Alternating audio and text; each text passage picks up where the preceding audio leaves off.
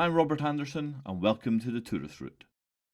In this video, I wobble on a bike, I see an ancient temple, I wear a fetching outfit, and see one of the most amazing views in the world.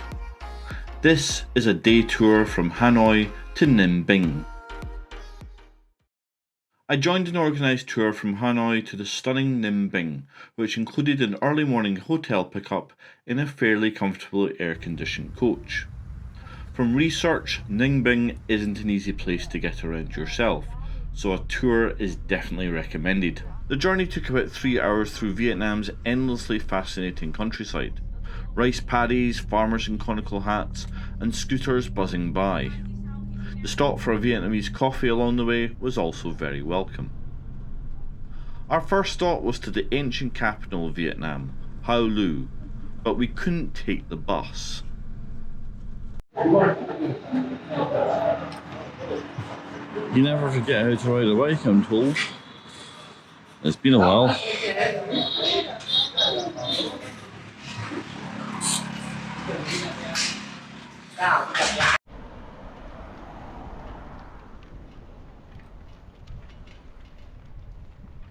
A bit wobbly, I found every crack and dip on that road.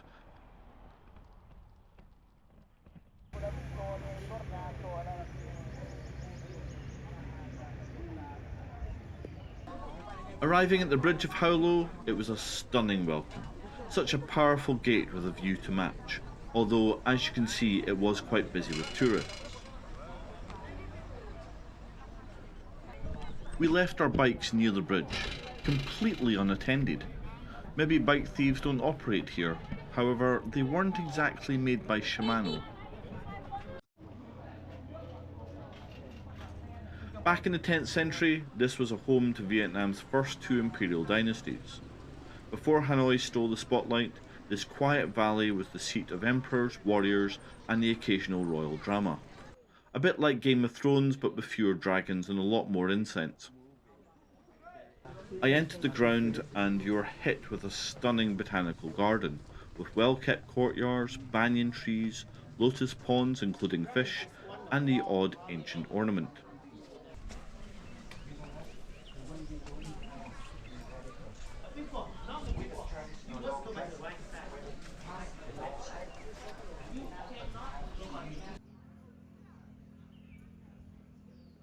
There were 3 paths towards the main temple. I was told royalty only used the one in the middle, so that's the way I went. There was a short queue to go into the main temple, which is dedicated to Emperor Ding and Emperor Li, the first emperors of Vietnam after Chinese rule in the 10th century. Unfortunately, no cameras are allowed inside, so you'll have to trust me when I say it was beautifully ornate, carved wood, incense swirling in the air, and a very impressive shrine. Oh, and a quick heads up, there's a humongous step to get in. At the back of the temple, not many people were exploring there, and you can have 5 minutes of calm in a nice garden while avoiding the other tourists. For a former capital, it feels very small, but it was 3 kilometers square in the 10th century. Our guide told me that it was more or less abandoned to encourage people to move to the new capital, Hanoi, and it was simply left to decay, but thankfully it has been preserved. In this area they use it for parades and Buddhist celebrations today, but you can imagine this would have been the town, full of administrative buildings, shops and houses. It was certainly interesting and I was really glad I went.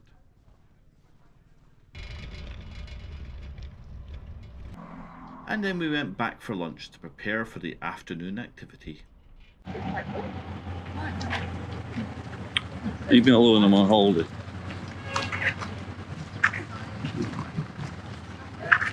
And I do not look stupid.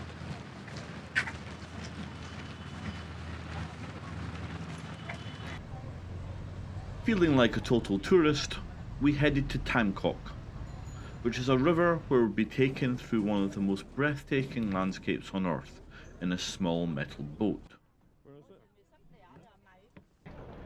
I completed my look with a life jacket.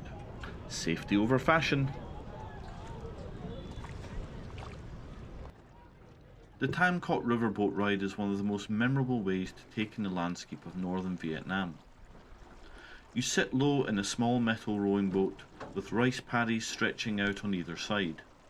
All around you are sheer limestone cliffs rising straight up from the water.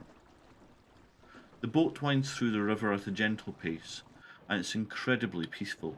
No motors, just the sound of oars dipping in and out of the water.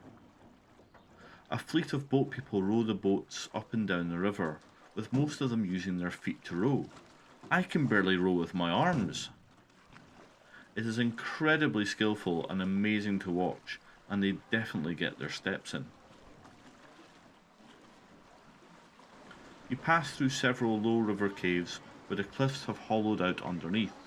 A quick warning here, some of the caves are pretty tight, so you'll need to duck to avoid hitting your head. It's all part of the experience.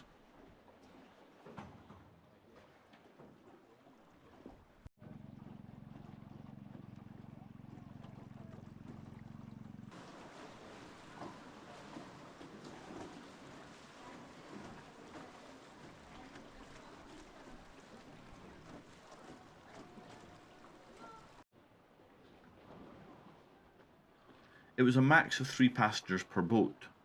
I ended up in a boat of 2 and drew the short straw of sitting in the front seat, which is a blessing and a curse. It meant I had the full view, but after a while, as the boat is so shallow, it got seriously uncomfortable, and you're in that position for about an hour. So if you have a bad back, you should probably consider if this is the best activity for you.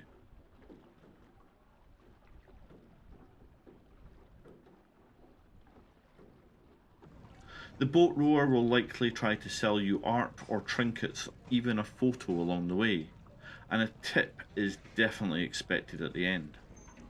I gave 100,000 dong, but give what you can, as they work really hard out there.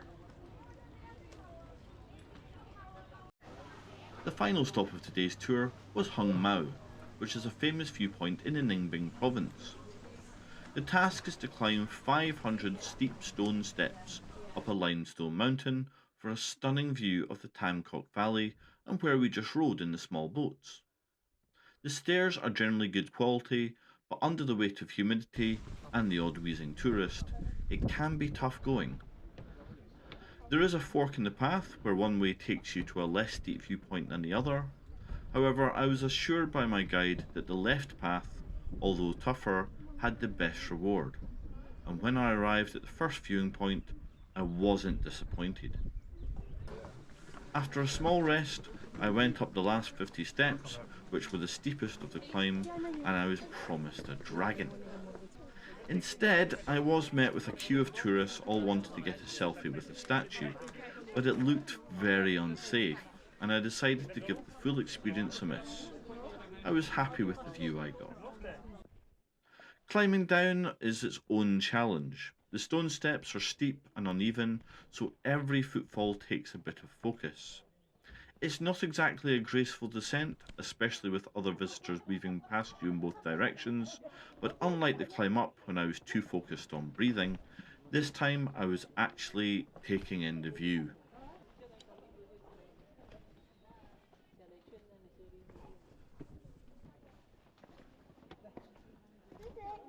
The climb is a proper leg burner, and even if you're gasping for air and questioning your life choices, keep going. The top is worth every sweaty step. After a well-deserved drink at the bar, it was time to get back on the bus and head back to Hanoi, which took about 2.5 hours. If you're anywhere near Hanoi, Ninh Binh is an absolute must. There are plenty of tours to choose from, and yes, the main sites can get very busy.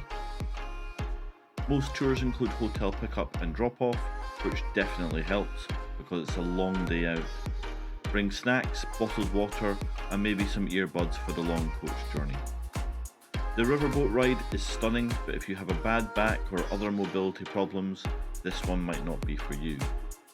If you're climbing Hung Mau, be ready. The steps are steep and there are 500 of them.